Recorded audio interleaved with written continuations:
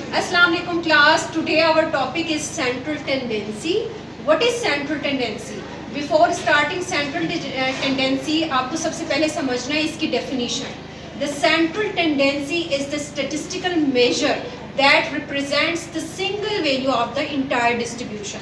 हमारे पास इसकी नेम से जाहिर है कि हमारे पास central mean center, tendency mean हजूम.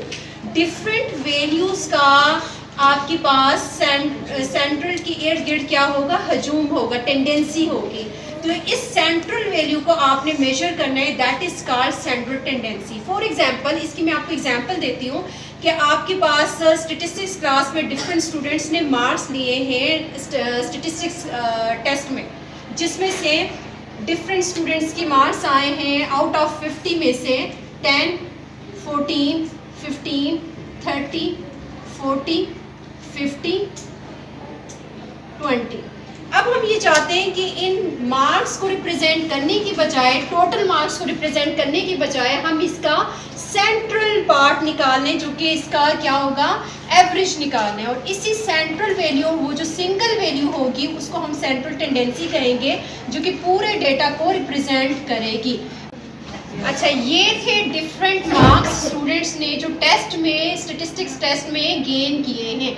अब ये तमाम मार्क्स को रिप्रेजेंट करने की बजाय हम चाहते हैं कि एक सिंगल वैल्यू हो जो कि तमाम मार्क्स को रिप्रेजेंट करे, और इस सिंगल वैल्यू को हमने मेजर करना है, और यही सिंगल वैल्यू कहलाती है सेंट्रल टेंडेंसी. अब हम इसकी टाइप्स पढ़ेंगे. There are 5 types of central tendency. हमारे पास इसकी टाइप्स हैं.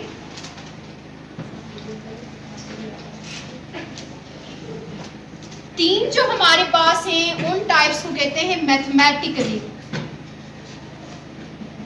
जो कि मैथमेटिकली रिप्रेजेंट करेंगी. और जो हमारे पास 4 और 5th जो टाइप है, वो पोजिशनली है, जो कि पोजिशनली रिप्रेजेंट करेंगी. पहली टाइप जो कि मैथमेटिकली है, वो है अरिथमेटिक मीन, जिसको सिंपली हम लिखते हैं A.M. दूसरी है ज्योमेट्रिक मीन G.M.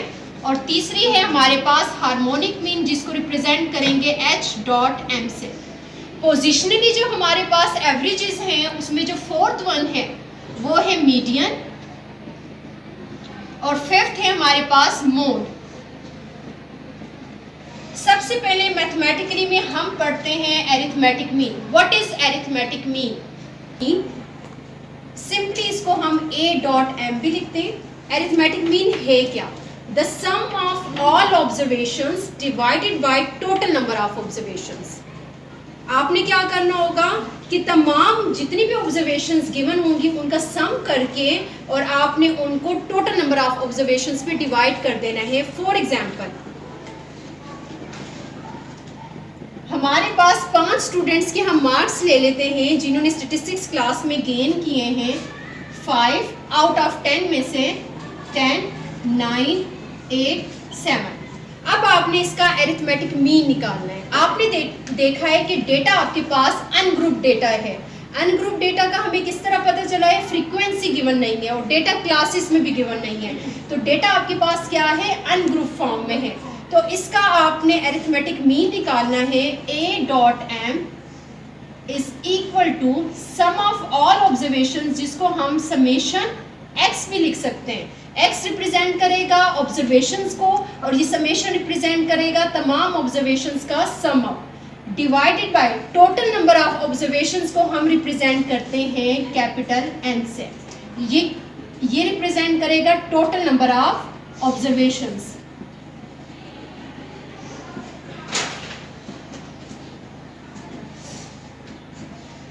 अब आपने सिंपली क्या करना है, ये जितने भी मार्क्स गिवन हैं इनको सम अप करें,